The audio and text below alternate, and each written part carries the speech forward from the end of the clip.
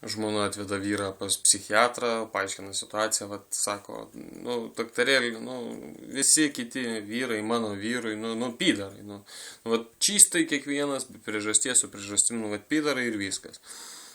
Psichiatras taip ramiai ir sureaguoja į problemą, sako, pakvieskite į vidun, pasikalbėsim. Užeina vyras, daktaras sako, aš jums parodysiu keletą paveiksliukų, jūs man pasakysit, ką juose matot, tas sutinka. Ir daktaras ištraukė nuotraukoje 2 žvejai ant žalios pievutės guli ir sako, ką jūs čia matot? Pydarus! O tai sako, kodėl pydarai? Tai kaip kodėl? O tai nahui pas juos mergų nėra?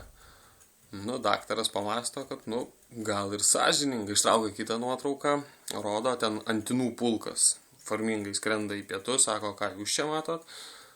Pydarai! O tai sako, kodėl jie pydarai? O tai nahui jie vienas kitam į subinę žiūri.